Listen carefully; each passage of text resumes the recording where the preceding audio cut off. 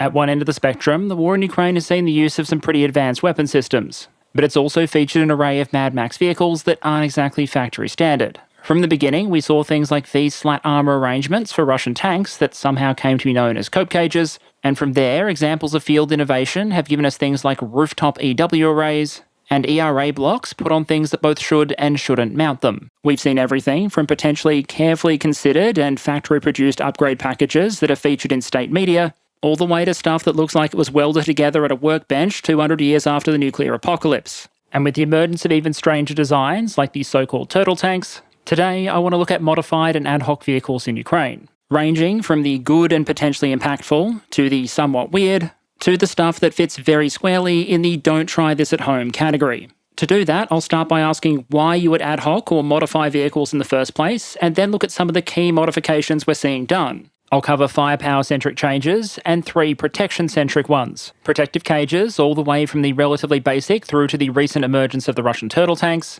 the addition of explosive reactive armour to vehicles, and finally some often very junkyard-style improvised applique armour solutions. For each, I'll try and ask why a modification is being made, how common it is, whether or not it probably works, and what does the fact it's being done or not being done potentially tell us about the war in Ukraine.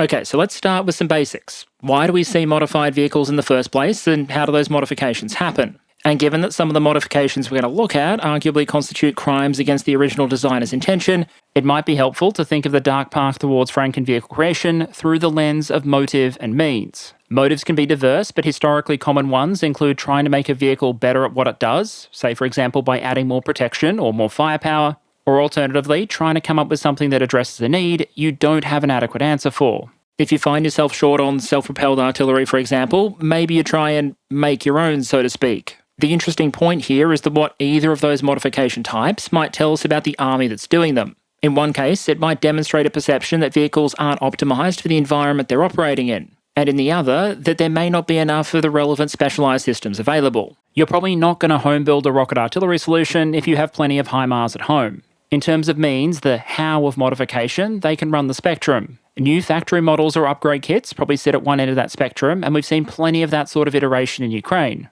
However, there's no rule that says that modifications can only be done by people who know what they're doing. Well, actually that's a lie. In many armies there is a rule that says exactly that, but historically armies have often struggled to enforce it. And so arguably the real fun tends to happen when modification and Franken vehicle creation is done at lower echelons. This is the wonderful world of troops and field workshops choosing their own adventure, so to speak, trying to come up with often ad hoc answers to a problem at hand. Which brings us to the question of what sort of issues people are often trying to solve with modifications in Ukraine. There are a lot of potential answers to that, but in this video I'm going to focus on 2. Attempts to increase firepower and attempts to increase protection. A quick note here on sources when we're trying to determine what sort of equipment and modifications are in service. For this video I'm cross-referencing multiple sources, each of which is going to be flawed in their own way. I'll stitch all those together to give the best image I can, but just please be aware of the uncertainty here. Okay, so with that caveat out of the way, let's talk firepower. Whether you're talking about war in 2024 or 1944, you'd probably be hard-pressed to find a large number of troops in any army that would say no to having additional firepower on tap. And when units or armies suddenly perceive a need for more mobile firepower, one of the simplest solutions we see time and time again is to take an existing gun or weapon system, an existing vehicle, and just bolt them together. What you're seeing on the right there, for example, is a German World War II factory modification that joins together a captured French tractor vehicle and a German World War I era 15cm gun. These sorts of lash-up designs would be used to address different requirements over the course of the war, from indirect fire to anti-tank and anti-aircraft work. The weapon and platform might change, but the basic concept remained. Come up with something fast, using what you have, to meet a current requirement. In Ukraine, one of those requirements that seems to be felt by both sides to different degrees at different points is the requirement for as much artillery firepower as possible. All else being equal, more boom can often mean less blood and sweat. And so, from a lot of troops' perspective, enough DACA isn't really a thing. Consequently, we've seen a number of almost homemade solutions, a significant proportion of which are based around 2 platforms: ordinary civilian trucks and the MTLB. This is a light multi-purpose Soviet vehicle from the 1970s, which is distinguished by being cheap, nominally amphibious, and its ability to act, at least to some extent, in a variety of roles, including as a basic armour personnel carrier. And because the top of the vehicle is a relatively flat metal surface, it's very attractive for modification. For example, in Ukraine, we've seen the vehicle combined with the MT-12 100mm anti-tank gun. That gun notably can be fired indirectly, and because it's not using 122 or 152mm shells, these vehicles are going to be using different ammunition to the mainline artillery and represent a relatively simple installation. There are plenty of ways to potentially screw up that installation, but done properly, I don't see any conceptual reason why this vehicle wouldn't work. These vehicles also represent a kind of convergent evolution, where both the Ukrainians and the Russians, facing broadly the same problem with broadly the same resources available, have come up with broadly the same solution. On the Ukrainian side, the General Staff says the first of these vehicle modifications were done by infantry units themselves. They reportedly put these things together using captured Russian material, and that's notably the version you see on the top right there. But those on the bottom right are destroyed Russian versions of basically the same concept. And as at time of recording, of all visually confirmed MT-12 losses in Russian service so far, about 11% have been in these self-propelled MTLB mounts. That certainly doesn't suggest these things are being cranked out en masse. The same possibly can't be said for what might be one of the most common MTLB modifications we've seen, which combines the vehicle with a Soviet Zu-23 twin-barrel 23mm anti-aircraft gun. These vehicles might have potential use in both the short-range air defence and fire support roles, and we've seen a fair few of them, with the visually confirmed loss data showing, at time of recording, 44 Russian losses of this vehicle type and 14 for Ukraine.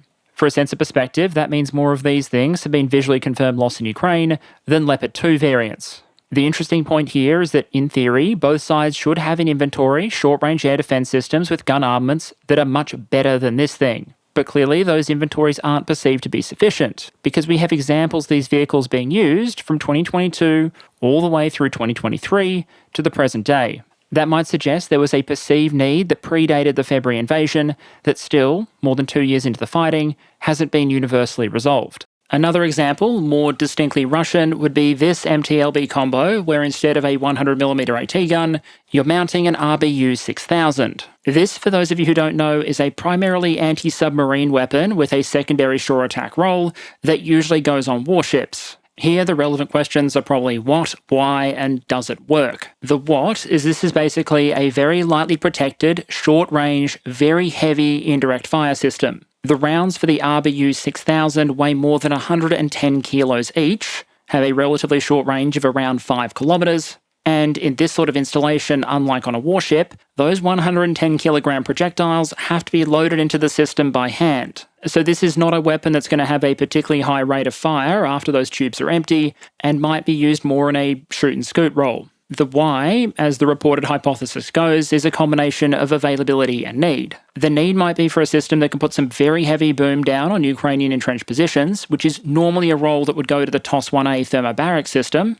but those were available in relatively small numbers before the invasion and have had significant losses since. For that sort of mission, this would be worse than a TOS-1A in just about every way imaginable, except for availability. Because instead of using a new vehicle coming off a low-rate production line, you're using a leftover Soviet junker of a vehicle, combined with a weapon system and ammunition stores that can be pulled from the Russian Navy, which, if you've been watching the news, isn't doing particularly much lately. So yeah, this is arguably a bit of a Timu take on the TOS-1A in many respects. And according to video the Russians themselves released, you're welcome to judge the accuracy of the thing. But the reason I put vehicles like this one in a sort of middling category is that ultimately what they do is take resources that one side has in abundance and uses them to produce an admittedly mediocre substitute for a system they appear to have a shortage of. In the end, there's a lot of utility you can potentially get out of something that is basically a moving metal box. And while I can't show all the variants, we've seen everything from versions mounting automatic mortars and rocket pods through to Ukrainian versions of the MTLB that convert it for medevac purposes.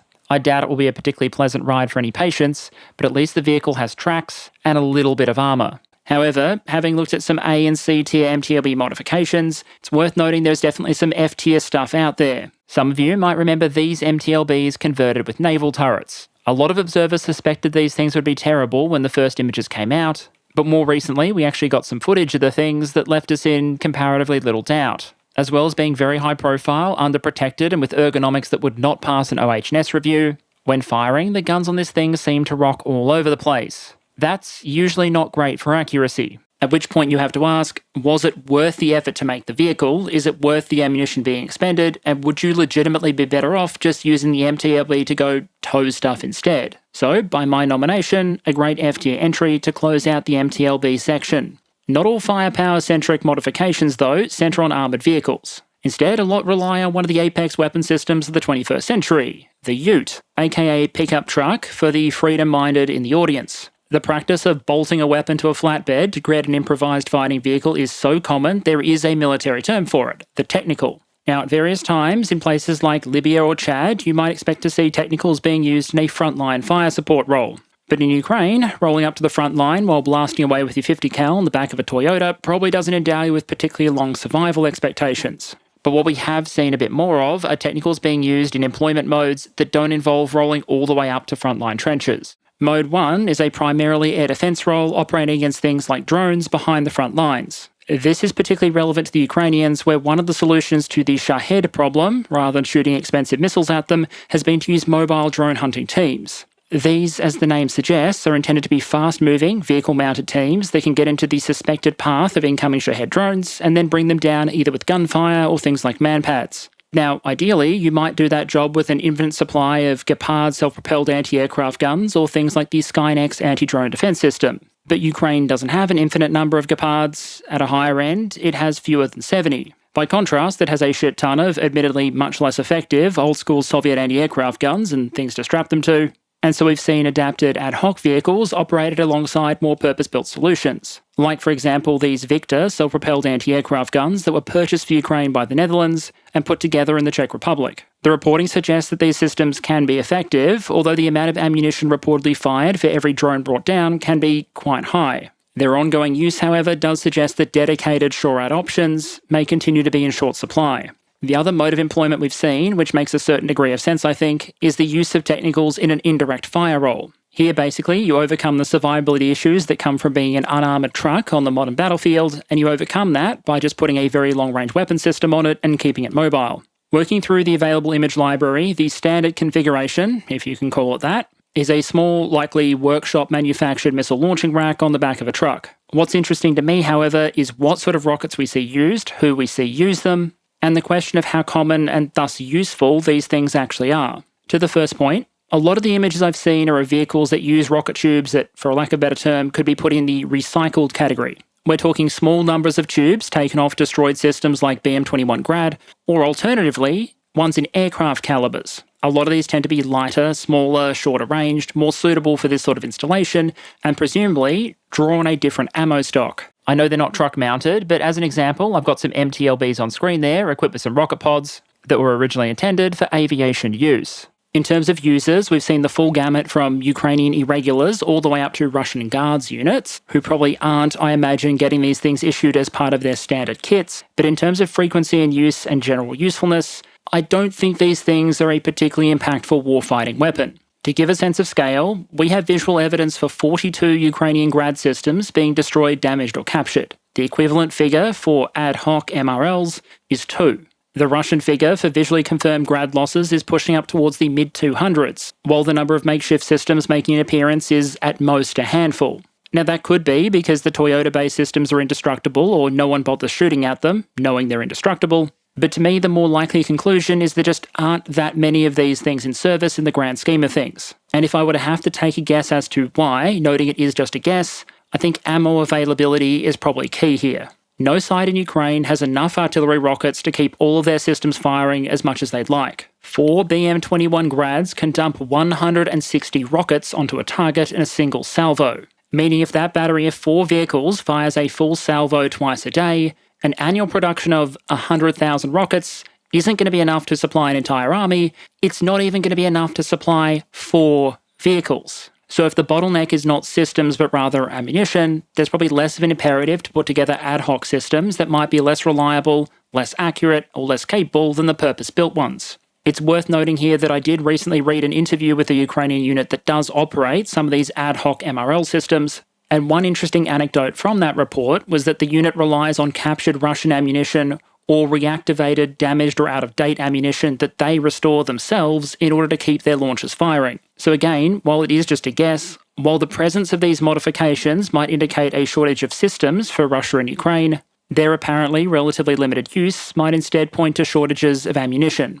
An interesting additional point there, which suggests it might not be the platform that's the problem, but rather ammunition availability, is that when the Ukrainians got their hands on some relatively advanced brimstone missiles from the United Kingdom, their chosen method for using them, according to the released video, appears to have been to just strap a rack of brimstones to the back of a truck and go from there. One imagines they might not have done that if there was something fundamentally wrong with the strap weapon to back of truck option. So what, if anything, might this all tell us, noting that we should probably be pretty careful drawing conclusions from the very limited base of evidence available? Firstly, I think it's worth noting that these sort of modifications are still very much the exception, not the rule. They exist, yes, but they're massively outnumbered by purpose-built systems. That suggests that while there might be a perceived shortage of some capabilities, that shortage is hardly absolute. It's interesting to observe that some of what we talked about, like the MTLB anti-aircraft guns, were present basically since the start of the invasion, suggesting that in that case there were at least some pro-Russian and Ukrainian forces that perceived need even before the invasion kicked off. In other cases, the perceived shortage might have been emergent, as with the anti-drone hunting teams on the Ukrainian side.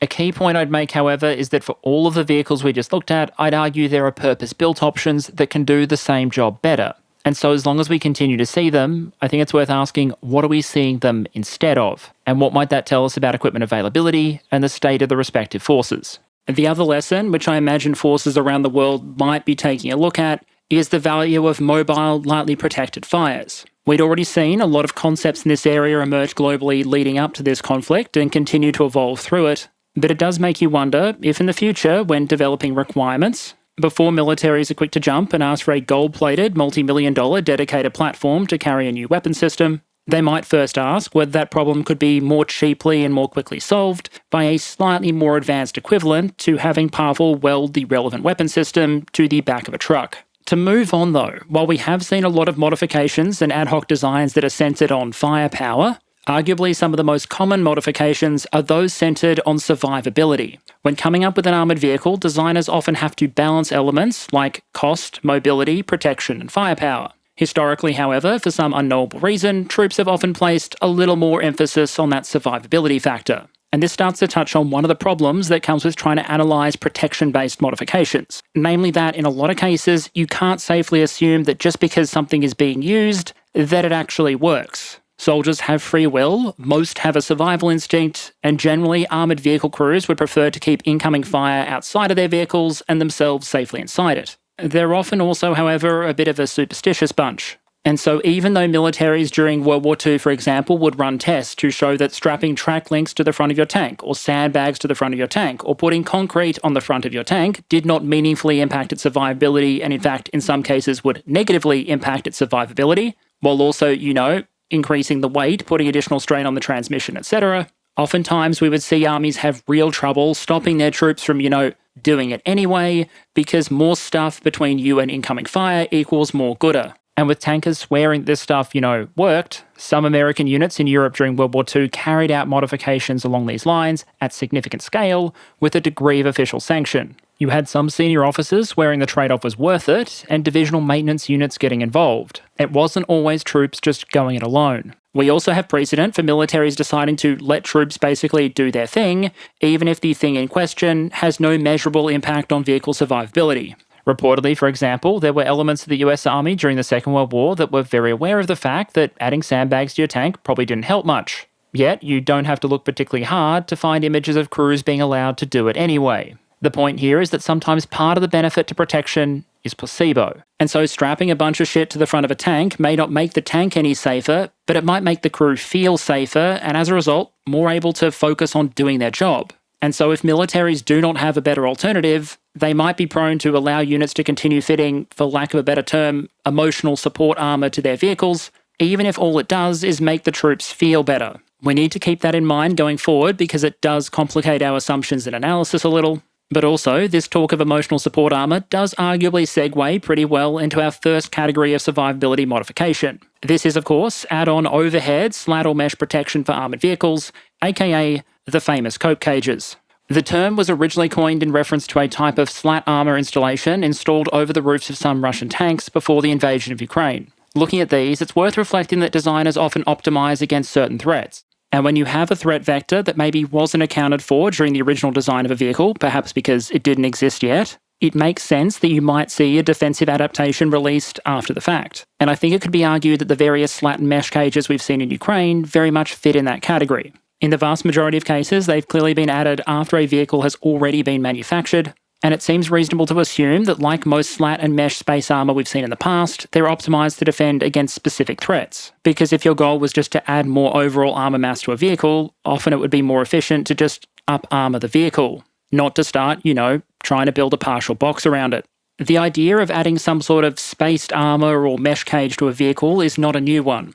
During the Second World War, the Germans famously started adding those spaced side armour skirts or Schützen to many of their armoured vehicles. These were designed with contemporary kinetic threats in mind, in particular the defence of the vulnerable side of the vehicle from things like Soviet anti-tank rifles. Later in the war, you start to see more examples of the Drahtgeflechtsschützen, which is a wire mesh rather than a solid plate, but despite the different appearance, it's still a type of spaced armour. Spaced armour didn't appear during the Second World War, it existed long before, and it certainly didn't disappear afterwards. You might have seen some American vehicles, for example, like the Stryker shown on screen here, fitted with that sort of external birdcage. As you can probably guess based on the fact that it has holes in it, this armour is not intended to defend against anti-tank rifles. Instead, a lot of the slat or bar armour you see on more modern vehicles is intended to disrupt the shape-charge warheads that you see in things like a lot of RPG rounds. To quote from a US military document that I'll link in the description, slat armour takes the form of a rigid slatted grid that is fitted around key sections of the vehicle and that disrupts the shape charge of the warhead, either by crushing it and preventing optimal detonation from occurring,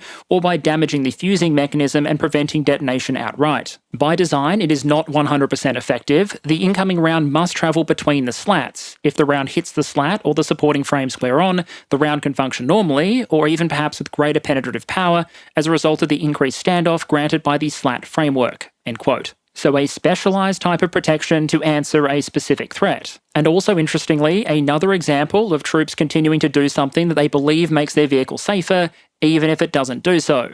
I read an interview with US Army Colonel Peter Fuller, who at one point was the Army Stryker Brigade Combat Team Project Manager. And he referred to cases where crews had filled the gap between the cage and the vehicle with hundreds of 5-gallon water bottles filled with a mixture of sand and water. Now, unfortunately, adding potentially literal tons of water and sand around a vehicle doesn't meaningfully increase its protection against relevant threats. But still, to quote the Colonel, "This is what soldiers are doing to try and stop it, and I'm trying to tell them, we've tested this, it doesn't work." End quote. I also spoke to a number of US veterans, including Chris of Task and Purpose fame, who was in Strikers during his time in the US Army, and a common thread there was sandbags being placed on the floor of the interior of the vehicle, sometimes covered by a Kevlar blanket or similar, because that was perceived as increasing protection against things like IEDs. Like I said, ad hoc survivability measures are not a distinctly Russian or Ukrainian phenomenon. But let's get back to slats and cage armour specifically.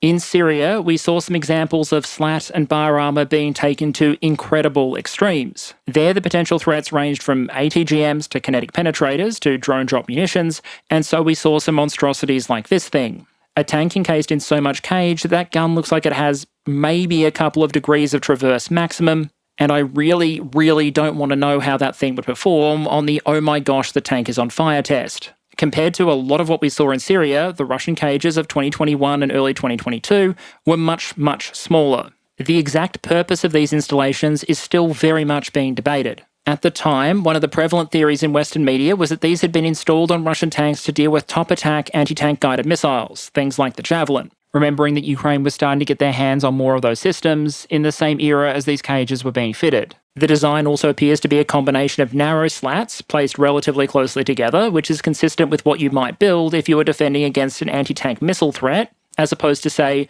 a drone drop grenade. Whatever the actual intended purpose, and we'll circle back to that in a moment, once Russian tanks moved into Ukraine in February 2022, the media was quick to pick up on the presence of the cages, and when images of Russian tanks crossing the border were followed by lots and lots of images of Russian tanks being destroyed, the legend, such as it is today, was born, with the name Cope Cage being first developed on the internet, before appearing to spread to academia and other commentators, to the point where in 2024 you can pull papers from the European Army Interoperability Centre, literally titled Understanding Cope Cages. Since those first 2022 examples, we've continued to see Russian tanks and other armoured vehicles using these sort of protective cages. The designs have often evolved. Some have been smaller, some have been larger, some have used wire mesh and camouflage instead of the traditional slat design. Some have been more than a little bit fancier, like this one, or a little more ad hoc, like this one. But the interrelated questions we're interested in is how often are they being used, and do they actually work?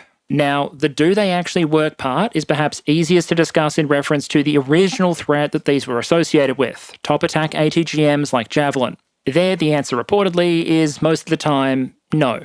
To quote from that aforementioned report, Russian cage armour remains ineffective against advanced top attack ATGMs employed by Ukrainian forces. Geometrical studies and tests of various types of cage armour, such as slat, bar and net armour variants, however, suggested various levels of effectiveness against lighter RPGs, specifically the widely available anti-tank RPG-7. So this thing probably isn't useful against Javelin or Endlaw, and as another report points out, the Ukrainians actually tested that thesis at one point by firing a Javelin at a tank equipped with one of these cages, and found that it did very little. Although even these early versions may have had some psychological value. As the report puts it, construction of what these tankmen call sunroofs also acts as a placebo. While ineffective against anti-tank threats, having a coping cage may reassure crewmen who ultimately do not have alternative solutions. That might not initially seem like a fantastic trade-off for something that might inhibit the operation of the crew and make the vehicle much taller and easier to spot, despite the immense sacrifices Soviet designers made to make their vehicles as small and squat as possible.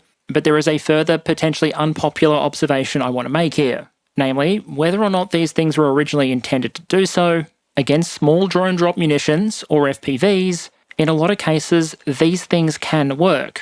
As the report puts it, cope cages can save the vehicle and crew. And while the sample size of available videos is relatively small, preparing for this episode I reviewed a number of videos, including one where a cope cage around a tank appears to take 3 FPV impacts without any visible damage being done to the underlying vehicle. In each case, they appear to have been relatively small munitions, and we don't have a massive supply of that sort of footage, but at the same time, that should kind of be expected. Usually the drone operator is going to be the one with the drone footage, and they may not be particularly motivated to show you video of them plinking FPVs off an opponent's emotional support armour. So all that evidence suggests that these sort of cages might work against specific threats targeting specific parts of the vehicle. It might be harder, for example, to get a grenade down the hatch of a vehicle if there's one of these cages covering those hatches. What it probably won't stop is an ATGM or drone with a larger munition targeting some other weak spot. But if we're looking for another piece of evidence of just how effective these things are on a spectrum relative to the trade-offs you pay when you install something like this, I think one clue might be in how often the Russians are choosing to use them. After all, unless you work for Canadian procurement, it probably doesn't cost that much to have Yuri put a quick sunroof over the top of your tank. If these worked perfectly and reliably with no trade-offs, you'd expect them to be everywhere. And looking at the data for visually confirmed Russian tanks destroyed, they're really not. What I've done here is analysed images of destroyed Russian tanks belonging to 4 particular models. And I've chosen these 4 models for 2 very deliberate reasons. Firstly, they're all tank models that Ukraine did not have in service in any significant number before the invasion. I've done that to lower the risk of Russian and Ukrainian losses getting confused. Unless Autovagon Zavod has secretly been selling a bunch of tanks to Kyiv, if you see a T-90M destroyed in Ukraine, it is probably Russian. The other reason is that they represent different time periods and production and fielding journeys. The T-72B3M was one of the workhorses of the Russian tank fleet at the time of the invasion. A lot of the vehicles are going to be pre-invasion models. T-90Ms are the ones that are still rolling new off the production line. A lot of those vehicles are going to be entirely new built since the invasion. The T-62M is entirely the other end of the spectrum, an ancient shitbox that's been hurriedly reactivated in order to make up numbers. And in the middle, you have the wartime model, the so-called T-72 Obrazets 2022, which is what happens when you want to modernise a T-72 during the war in Ukraine, but you don't have the components necessary to do a B3M. And what immediately stands out in this data is that there's only one type of Russian tank where more than half of the vehicles I looked at had some sort of cage fitted, the T-72 Model 2022.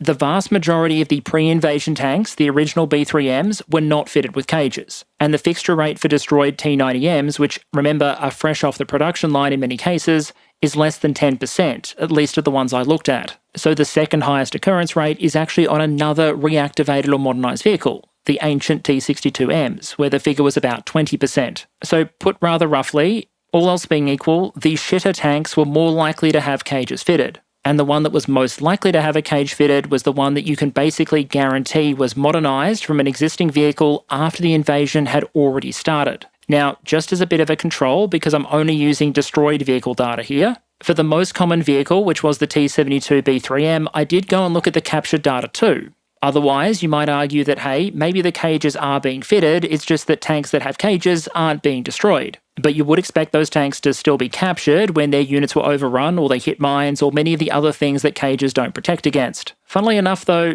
the data actually seems to show that tanks with cages were more likely to be destroyed as opposed to captured, with the share of tanks in the captured category sporting these sort of cages actually being much, much lower than the wrecks. This might be because captures were more common earlier in the war when cages were less common. It might be because of which Russian units those vehicles were being captured from, or potentially because the Ukrainians, after capturing vehicles, were removing the cages.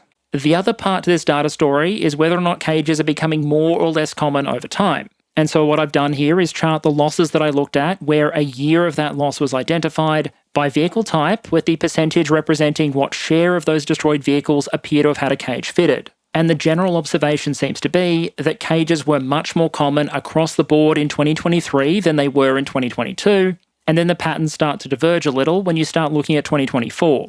In 2022, the share of B3Ms identified with cages was less than 10%, and all the T62Ms appear to have been basically rushed from reserve without the time taken to fit those sort of protective cages. In 2023, though, by which point the threat from drone drop munitions had become very, very obvious, you see a general uptick. An incident rate of roughly 50% when you're talking about the T62M or the 2022 version of the B3, while you also start to see some cages fitted to the B3Ms and the T90Ms, albeit still small minorities. In 2024, as I said, the sample sizes are lower, the data seems to diverge, as does, it must be said, the content of even some Russian reporting. You have articles like this one from English language Russian state media claiming that, quote, the increasing number of cope cage Russian tanks on the battlefield will further unnerve Ukrainian troops, end quote. That article is showing off a Russian vehicle equipped with a significant cope cage as well as an anti-drone jammer mounted on top of said cage. And yes, that is an actual example of Russian state media using the term cope cage. Based on that, you might conclude that the Russian position is that cope cages are top shit and that new tanks are being fitted with them. But if you actually look at videos, images and news reports of new tanks like these T90Ms being delivered, no cages. One possibility is they might not be fitted for transportation purposes and instead supplied as kits to be added later. That would make a degree of sense because there's been a lot of reporting around factory-built kits for these cages appearing in greater and greater numbers, and we've even seen some exhibited at Russian events like Army 2023. But so far at least, that hasn't really come through on the T90M visually confirmed loss data. And if there were kits universally available from the factories, you have to wonder why we'd still be seeing T90Ms like this one, fitted with what looks like a scrap metal cage and an anti-drone jammer. The cautious takeaway from all of that is that the usage of these cages is still, even 2 years into the invasion, inconsistent across Russian forces. Usage rates appear to have changed based on a variety of factors, including the year and type of vehicle in question. And whether or not the original intention was to try and defeat ATGMs using these things, nowadays it seems to be that they play a greater role in protecting these vehicles against overhead threats from things like FPVs and drone drop munitions, rather than the now comparatively less common javelins and NLAWs. Now so far, all of that data has been covering just Russian examples, but the rest of the world has been aware of the concept of adding extra armour to things for a very, very long time, and they've now had more than 2 years to observe the Russian military using these things against drone threats in Ukraine. So an interesting question then is, having observed the performance of the Russian military using these things and the evolution of threats like small drones, have we seen other militaries move to embrace these sort of modifications, and what might that tell us? An interesting observation up front is that the Ukrainian army, despite fighting the same war the Russians are fighting, facing the same small drone threat the Russians are facing, and being perhaps in a better position than anyone else other than the Russians to evaluate whether or not these systems actually work in practice, given that they're the ones shooting at them, we've seen comparatively few Ukrainian tanks with these sort of cages. What you can see here, for example, is one of Ukraine's Challenger 2 main battle tanks, presumably one of the 10 donated by the United Kingdom, probably being operated by a Ukrainian air assault brigade. The Challenger 2 generally has a reputation for being one of the most heavily protected tanks in NATO inventory. But in this case, the Ukrainians seem to have gone just a bit further, patching up some potential vulnerabilities, with applique armour on the lower glacis plate and the side armour, as well as an anti-drone cage on top. I say anti-drone specifically there because it is of a wire mesh type rather than metal slats. It's also worth noting that with the exception of that one Challenger 2, we haven't seen any destroyed Western main battle tanks in Ukrainian service sporting those cages. And the reason I focus on Western tanks specifically is for two reasons. Firstly, they allow us to date the engagements with greater confidence. We know that Ukraine received these tanks only in 2023 or later,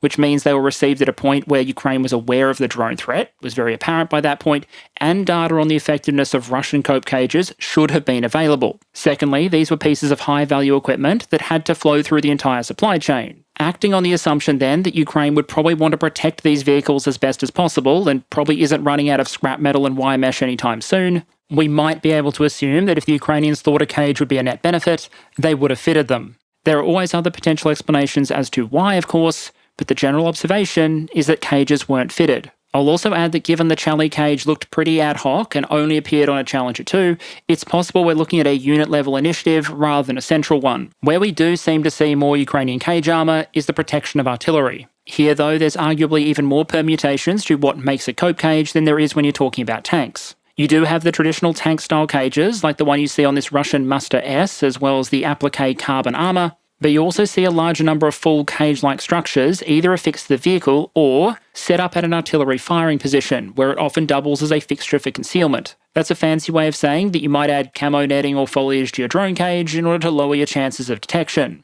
You could do the same thing on a tank, I suppose, but artillery firing positions tend to be far less mobile than tanks are, and it doesn't take a particularly high IQ drone operator to get suspicious when they start seeing a bunch of bushes doing 20 k's an hour down a road. There's no way to know for sure why Ukrainian formations might be more likely to adopt this sort of protection scheme for artillery as opposed to tanks. But a potential hypothesis based on some anecdotal reporting is that this might just be a case of form following from threat. Statistically speaking, the Russian Lancet has been one of the primary drivers of visually confirmed Ukrainian artillery losses. We have seen well-prepared and some not so well-prepared cages successfully stopping Lancets, therefore there is an incentive to build cages. Combine that with the fact that artillery is less likely to care about the fact they can't rapidly rotate their turret while in one of these enclosures, and a cage might make sense. By contrast, some of the most important drivers of visually confirmed Russian artillery losses have been things like gimless rockets and Ukrainian artillery. A gimless round landing relatively close is not going to give two shits about an anti-drone cage around a piece of equipment,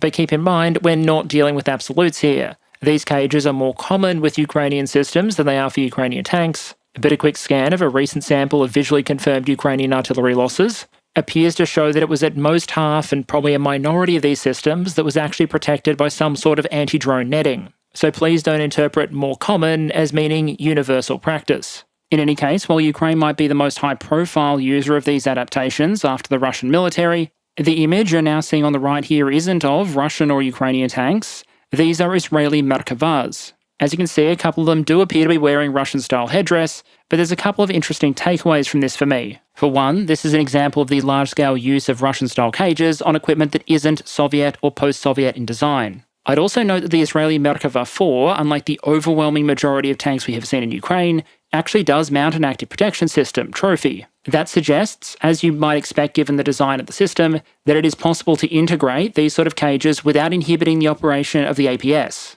But the most interesting and perhaps hard to explain element of that image for me is that not all of the tanks have cages. If you have 4 tanks equipped with anti-drone cages, opposing drone operators are going to have to try and engage a vehicle with the cage, meaning that inevitably someone is going to get the defensive benefit of it. But if you have a unit of vehicles operating and 3 out of the 4 have cages but 1 doesn't, I don't understand what's to stop the drone operator attempting to attack the non-defended vehicle. There are plenty of reasons that could explain that phenomenon, other than the Israelis just not liking the crews that they put in the more drone-vulnerable tanks. But given the lack of available evidence, I'll just make the observation and move on. If you zoom in, you can see these installations have at least a passing resemblance to the original style of Russian cope cage circa 2021 or early 2022. You have a very light, simple metal structure attached to the top of the turret, but instead of metal slats, you have a kind of net. The potential spurs for the development are fairly obvious, I think. We know that Hamas does have the ability to drop small munitions from drones, and we also know both that the Trophy active protection system fitted to vehicles like the Merkava 4 are optimized against threats coming in somewhat horizontally, not dropped from directly over the tank, and secondly, that we have video of at least one case of this actually being done, with what appears to be a small drone and a PG-7VR RPG-7 projectile. This image is of a slightly older model of Israeli Armour, but they do appear to have gotten a slightly better overhead protection system. This one actually will keep out the sun as well as light munitions. and also what appears to me to be anti-magnetic applique protection added to the side of the vehicle. Both the reporting and the uniformity of these additions across multiple vehicles in a unit suggest that we might be looking at factory-produced kits here, not ad hoc modifications, which might be a decent indication that, yeah, there are some people out there that think these things might be useful. At least that is in the context of their current operations and threat profile. We've also seen some signs that other militaries might at least be looking at the concept. This is an image of a T-72 in the Kazakh army, but as you can probably tell from the rather unusual combination of having ERA blocks on an anti-drone cage on top of the turret, but no ERA on the rest of the tank, this actually appears to be a training and/or familiarization vehicle, not necessarily a good representation of what actual frontline Kazakh tanks might look like. Another interesting example of potential proliferation are the reports we've seen out of Russia that some buildings might actually be getting anti-drone nets. And to be fair, buildings don't have to worry about all the trade-offs that vehicles do. Increased profile and visibility probably doesn't matter because it's a building and anyone can find the damn thing on Google Maps. And mobility issues probably don't matter much if you're defending a target that is, unless something goes horribly wrong, completely immobile. There are still a bunch of unknowns here, and I doubt the relevant homeowners associations are going to be thrilled if everyone starts throwing up anti-drone nets around every second building. But I think it might be a development worth tracking, so watch this space. Getting back to the tanks though, we've seen various defensive schemes evolve as the war has gone on. We've seen more roof cages covered in explosive reactive armour bricks or used as mounting points for small, or sometimes not so small, electronic jamming setups. Some, like the so-called Monster EW tank on the right there, were apparently at least somewhat effective. Although despite the somewhat chaotic amalgam of jammers mounted on that pallet there, the vehicle was eventually knocked out and captured by the Ukrainians. The point is we have seen these cages change, with the apparent goal of better protecting the vehicle. But because in design nothing is free, changes or improvements in one area can often come at a cost in another. A cage mounted low to the turret might make it difficult for a crew to escape in an emergency or operate a roof-mounted machine gun. But if you raise the cage, as seen in some other designs, you increase the height of the tank, make it easier to spot, and might also potentially make it easier for a drone to maneuver underneath the cage, defeating the entire purpose. Another area with a lot of potential trade-off involved is coverage. A lot of the designs we've been looking at only really cover part of the tank, and if a drone operator is skilled enough and packing a warhead large enough, they might be able to disable your vehicle no matter how much protection you put around the turret hatches. Troop survival logic then might dictate simply extending the cage as a potential countermeasure, making more and more trade-offs in terms of weight and visibility until you end up with something that looks like this. Online, these have commonly been referred to as Russia's turtle tanks, and I'd like to extend my appreciation particularly to the Armour's bench for tracking the emergence of these vehicles over the course of April and May. While each of the vehicles we've seen so far has been reasonably unique, the basic concept seems to be take a main battle tank and fit a protective anti-drone shelter around it. This, at the very least, would complicate the efforts of FPV operators to target weak points on the vehicle, and if the structure was sufficiently reinforced, may actually fend off some warheads as well. The thing with these vehicles, though, is they illustrate that concept of trade-offs in modifications really, really well. I know they're referred to as turtle tanks, but in terms of battlefield employment and role, this isn't really a main battle tank anymore. Crew visibility, with the possible exception of one version that appears to have been fitted with external cameras, is probably abysmal. The rotating turret, which is generally a pretty important feature of most tanks, is severely constrained in its ability to rotate. And most of the time that we've seen them used by Russian forces, it's been as individual units, leading assaults, often fitted with mine-clearing or breaching equipment. We've seen several with anti-drone jamming systems mounted on the top of the vehicle, and one potential advantage of the design is if that jammer does require, for example, a diesel generator, it might be possible to conceal the generator itself within the protective shelter, and just run the necessary cabling up to the top deck. It isn't clear whether they might be used to carry infantry during assaults, but so far what we've seen at places like Krasnohorivka, as these things functioning more as hybrid assault and breaching vehicles rather than main battle tanks. So while the turtle tank name is probably stuck by now, I'd like to nominate Assault Shed as a more Australian alternative.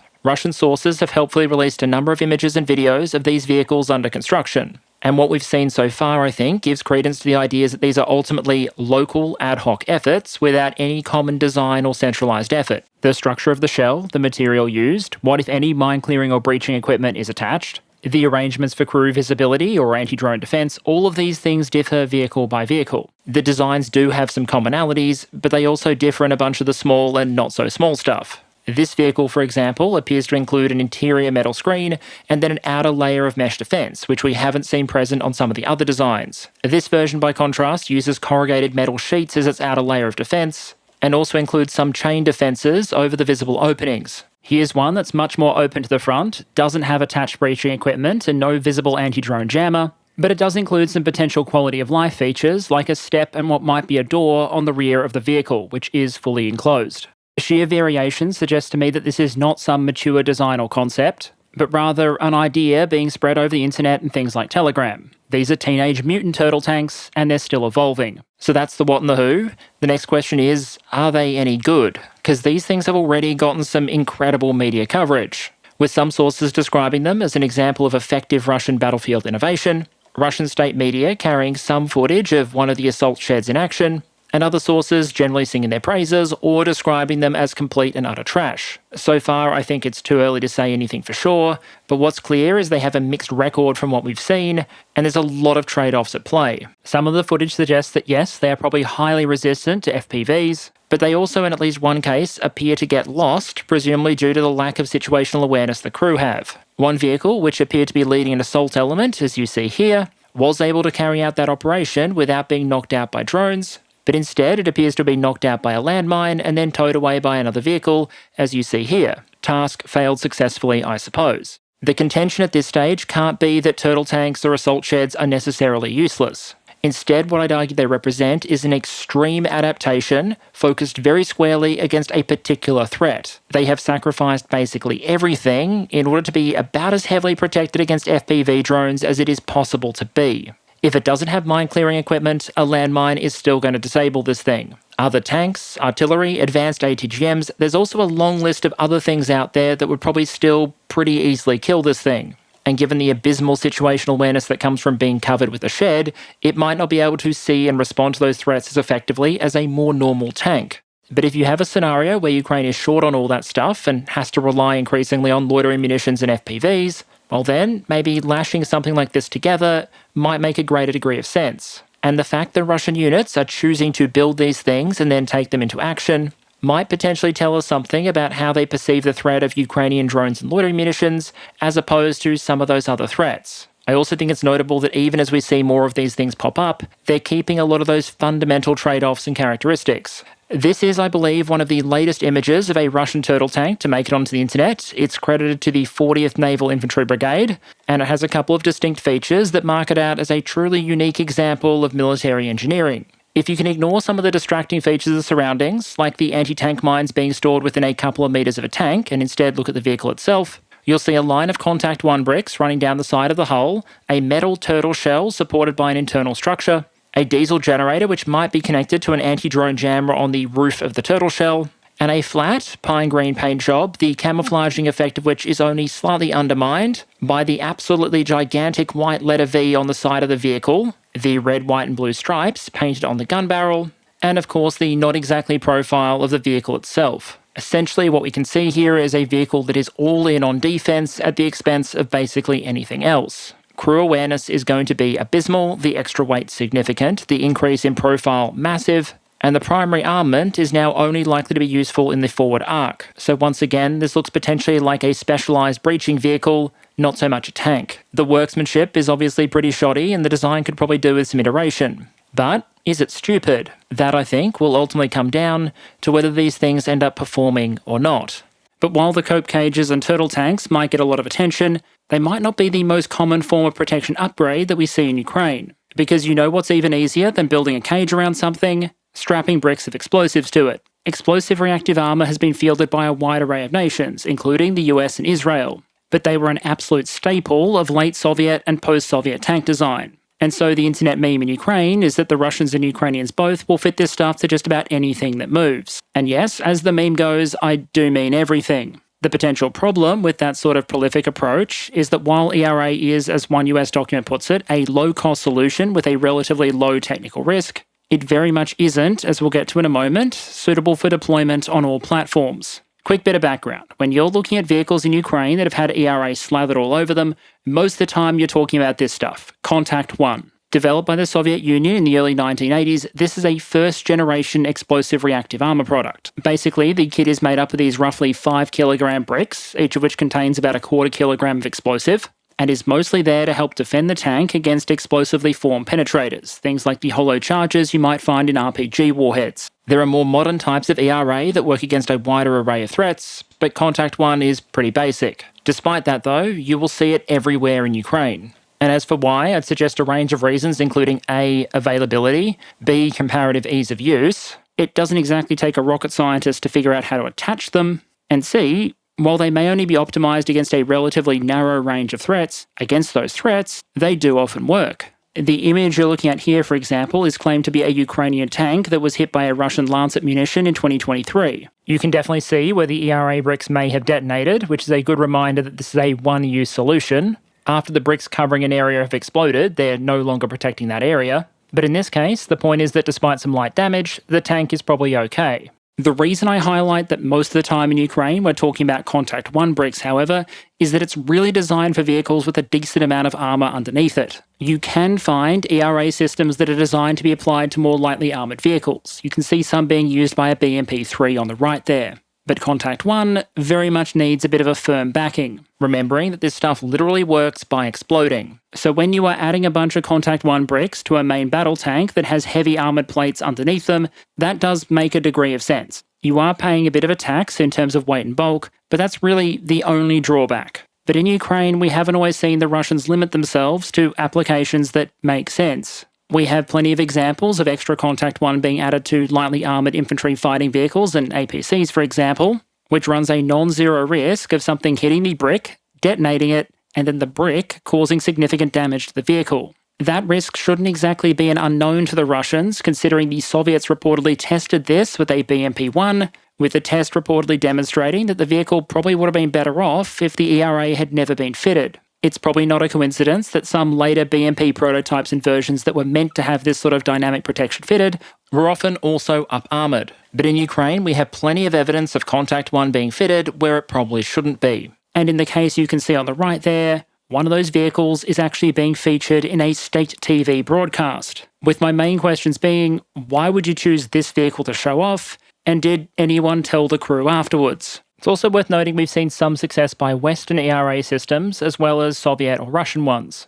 What you're seeing on the right there, for example, is an image of a Bradley that was reportedly saved from a Lancet strike by BRAT, Bradley Reactive Armour Tiles. I've also read interviews with Ukrainian Abrams crews wishing their vehicles had more dynamic protection. So adding ERA to an armoured vehicle might be worth the weight trade-off. However, adding Contact 1 to an unarmoured vehicle is the worst trade deal in the history of trade deals. You gain potential weight and cost, and your opponent gains potential additional explosive damage when they target your vehicle. So just to avoid any danger of doubt here, let me make this clear. Adding explosive reactive armour to your soft-skin truck is probably a bad idea.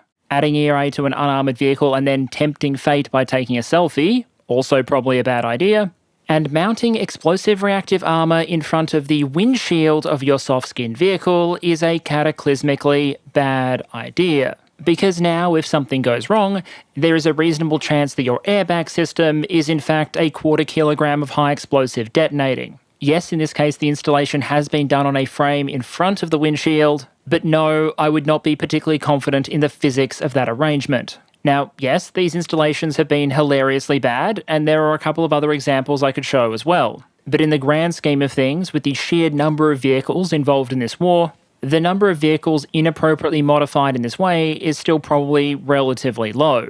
Every army has its idiots, and sometimes those idiots have explosive bricks. That doesn't mean the bricks are useless, or that everyone makes the same mistakes. So the more serious analysis probably goes something like this. Used properly, ERA might be an accessible, easy-to-apply method to increase the survivability of a vehicle against some threats. Given that those threats might include some dedicated anti-tank weapons, Lancet loitering munitions, and a lot of the munitions that are dropped or used by FPV drones in Ukraine, in this war, the threats ERA works against are also probably some of the most relevant. And if you happen to have newer ERA available that works against a wider range of threats and you combine it with other defensive modifications, you might get a vehicle that is more resistant to a lot of what's out there. And so it's probably not a coincidence that a lot of the time when we see Russian state media showing off newly built or newly modernised vehicles, you will tend to see fairly expansive ERA installations like this one, often using more modern systems than Contact 1, and in this case a pre-installed roof cage as well. As with all the other examples we've looked at, there are still trade-offs here. ERA, if nothing else, always involves the addition of more weight. But I think it indicates a desire both by Russian and Ukrainian crews to add, where possible, additional protection to their armoured vehicles, using the sort of things they have available. And the fact that what is often available, which is Contact 1, happens to defend fairly well against a lot of the non-tandem warhead threats that are out there, like a whole slew of loitering munition and FPV drone warheads, just confirms for me that there is probably a reasonable method behind a lot of the meme. To close out the video though, I want to move beyond cope cages, ERA, and other defensive mechanisms that might sometimes work, and instead take a brief look at the wonderful world of improvised applique armour. Also known as the section containing some of the dumbest vehicle modifications the war in Ukraine has ever given the world. Now, all the words applique armour really mean is add-on armour, something you're putting on the vehicle after it had already been produced. Purpose-built applique armour kits are a thing for a variety of vehicles, and usually they exist so you can tailor your protection level to the sort of threats you expect to face. A vehicle doing crowd or riot control, for example, is probably not going to need the same armoured protection as one doing counter-terrorism work. But in Ukraine, a lot of the time we see the term applied not to factory-built armour kits, but instead a manifestation of that desire expressed by so many troops in so many militaries over the course of history to put as much shit as possible between them and incoming fire by sticking basically whatever they can find to the vehicle they're operating. And here, documented examples of troops using improvised materials to try and protect, in particular, often soft-skinned vehicles, include the relatively basic stuff, like you're seeing here, where timber or scrap metal has been used to try and protect the engine block of these trucks, with the number plates, vehicle types, and clear V markers on the front, distinguishing these as Russian soft-skinned vehicles, probably from 2022. Anecdotally, a lot of these applique, carbon plating, up-armouring projects, if you want to call them that, occurred in the relatively early stages of the war. This is the point where the front was more dynamic, Russian tanks had advanced well into Ukrainian territory, and the logistics lines sustaining things like the advance on Kyiv were somewhat extended. That meant you had a lot of soft-skinned vehicles trying to move forward to sustain those forward elements that were being ambushed, essentially. And so not wanting to die, but apparently also in the middle case, not wanting to be able to see the road properly, you did see Russian truck crews try and give their vehicles at least some modicum of protection using whatever they happen to have available. Now this looks like a somewhat more thought out example, and the most generous interpretation of what you're looking at here is a protection suite that is intended to provide some slight extra protection against shrapnel from many of the areas that were previously glass, as well potentially as some at least emotional support degree of protection for the fuel tank at the back. This again looks very much like an ad hoc job, done with whatever materials are on hand, with the ingenuity of the troops at hand, rather than a factory product. It's also worth noting that these sort of protection schemes were very much the exception, not the rule, at least based on the imagery we have so far. And if you were a Russian commander, there are plenty of reasons you might not want your troops going and doing this sort of thing. It's adding unnecessary weight to the vehicle relative to the amount of protection provided, it's doing nothing to protect the rest of your logistics fleet, and ultimately you might decide that a more heavily protected vehicle is just worth the job you need it to do, which is efficiently carrying cargoes to the front, while A, not breaking down, and B, not burning too much fuel. Yes, wood is fairly widely available, but humans figured out a long time ago that it is an optimum when it comes to armoured protection. But while yes, there are a couple of dire examples out there, and you've now seen a few of them, my core point here is actually a warning to avoid potentially reading too much into some of these more extreme applique armour examples. It might be tempting to point, possibly laugh and say, look, the Russians were using scrap metal and wood as applique armour in a war they started. How shit must their army be?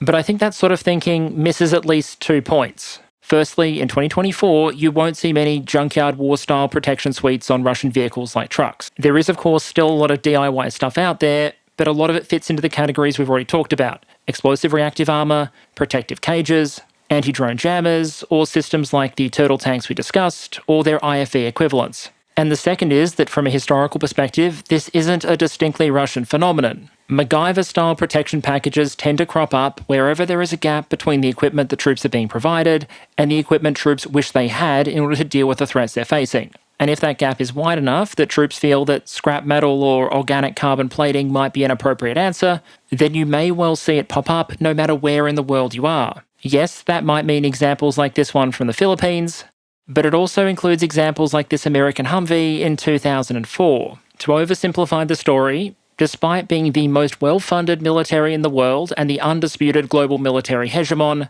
In 2004, a lot of US and Allied troops in Iraq found themselves driving around in relatively soft-skinned vehicles that were not adequately protected against threats like IEDs or ambushes. The availability just wasn't there to put everyone in something better protected, say an MRAP. Walking wasn't exactly an attractive alternative, and so you saw all sorts of ad hoc up-armouring attempts, followed by a crash government-led effort.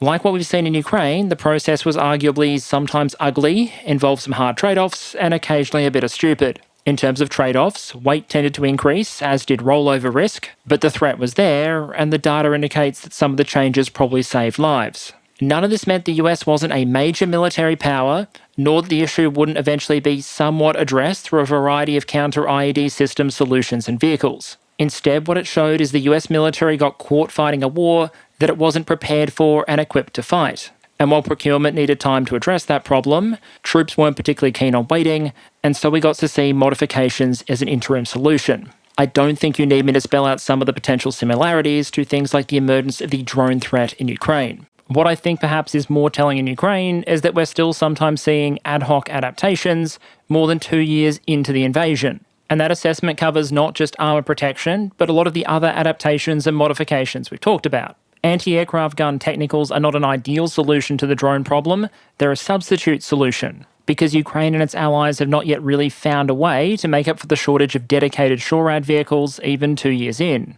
In building the turtle tanks, the Russian military has not created the final word in drone countermeasures. The vehicles are very imperfect, thoroughly vulnerable to a range of systems, and importantly, if they had been designed and factory built from the ground up for the job they now seem to be doing, I could probably reel off a couple of dozen ways to make those vehicles significantly more effective. But historically, where no factory solution exists, but troops still perceive a need, you can see these sort of interim solutions crop up.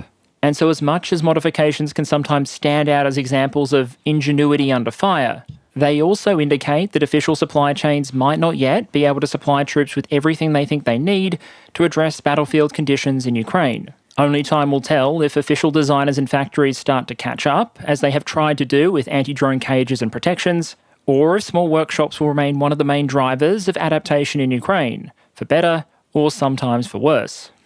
And alright, let's close out with the channel update. Suffice to say, it has been an absolutely hectic week. Once I decided I wanted to push this topic to completion, I needed to go through and categorise something like 1,500 images of modified and unmodified armoured vehicles in Ukraine to try and get those statistics around cope cages, ERA modification, etc. And while only a small proportion of that data made it into this episode, I do hope that some of it might be useful in the future.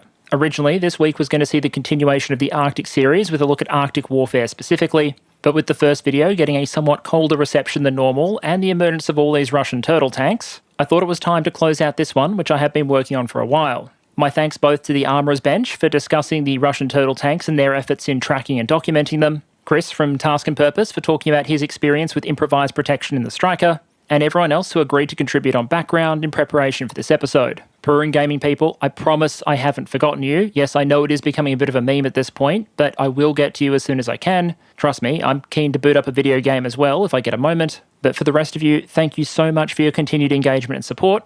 I do hope you enjoyed this episode, and I'll see you all again next week.